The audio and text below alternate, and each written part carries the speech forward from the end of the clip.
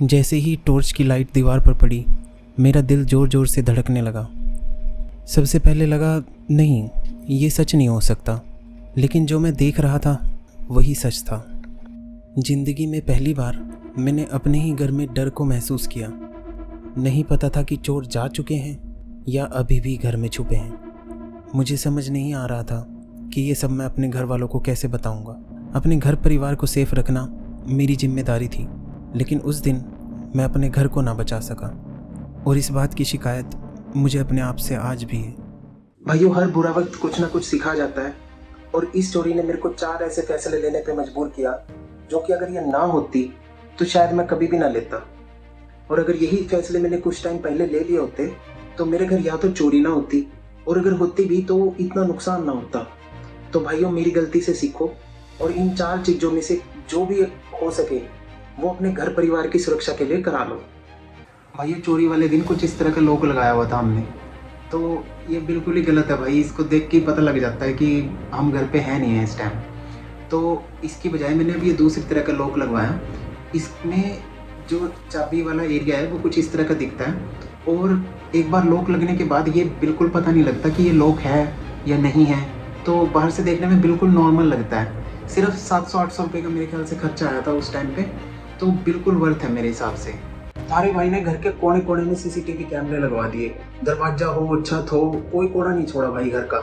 ये चीज़ पहले नहीं थी, और मैं ये मानता हूँ भाइयों, इससे चोरी रुकेगी तो नहीं, लेकिन हमारे पूरे मोहल्ले को पता है कि हमारे घर में सीसीटीवी कैमरे लगे हुए और सारे वर्किंग कंडीशन में हैं।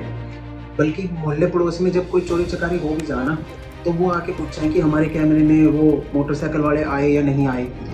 तो भाइयों, ये मेरे को बिल्कुल काम की चीज़ लगी। भाइयों, अगर हो सके ना तो इस तरह के शाइनिंग हैंडल लगवाने हैं जो कि थोड़ी चौड़े हों। क्या हुआ, जब वो फोरेंसिक्स वाले हमारे घर आए चोरी के बाद, उन्होंने इन्हीं हैंडलों से ना फिंगरप्रिंट लेने की कोशिश करी। तो उन्होंने बताया कि ये हैंडल ज़्यादा सही रहते हैं फिंगरप्रिंट लेने के हिसाब से। लेकिन हम ठहरे बेवकूफ़, हमने ना सामान वापस भरने के चक्कर में उसमें सारी जगह अपने ही हाथ लगा दिए। तो ये वाली गलती नहीं करनी भाई। चोरी चकारी हो जाए तो ज़्यादा चीज़ों को छेड़ना नहीं है, हाथ उथ नहीं लगाने, और खासकर शाइनिंग चीज़ों को तो बिल्कुल नहीं छेड़ना। एक साहिल भैया हैं जो बहुत ही सक्सेसफुल बिजनेसमैन हैं। उन्होंने मुझे बताया कि आकाश, हर अमीर आदमी के पास एक बैंक लॉकर होता है। तो मैंने उसे यही कहा कि भाई, हर अमीर आदमी के पास होता है क्योंकि उसका किराया वगैरह भी होता है बहुत। तो उन्होंने मेरे को समझाने की कोशिश करी कि भाई तू सबसे छोटे वाला ले ले, अमीरों के लिए नहीं है, सिर्फ नॉर्मल इंसान भी ले सकते हैं इसे। तो मैंने भाई अपने बैंक में पता करा, और 1250 रुपये के करीब मेरा किराया है 1 साल का। मैंने सबसे छोटे वाला बैंक लॉकर लिया है।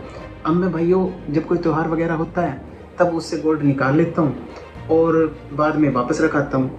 इसकी वजह से भाइयों बहुत शांति फील होती है, सेफ्टी महसूस होती है। डर नहीं लगता कि घर में कोई आएगा और घर का गोल्ड लेके चला जाएगा। तो भाइयों, हमें FIR जरूर करानी है जब भी चोरी हो, चाहे आपको 100% पता हो कि कोई भी पुलिस वाला कोई पैसे नहीं निकलवा पाएगा आपके।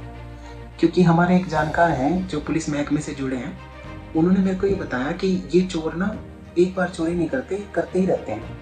तो बाद में किसी दिन किसी और चोरी में अगर ये पकड़े गए तो उस दिन फिर पुलिस वाले कई बार ना पिछली सारी चोरियां इनसे उगलवा लेते हैं कि कहाँ कहाँ तुमने क्या चुराया था। तो एक छोटी सी पॉसिबिलिटी बनती है उस टाइम पे आपकी चीज़ों में से कुछ पैसा या सोना चांदी जो भी है उसकी कोई वैल्यू आपको वापस मिल जाए।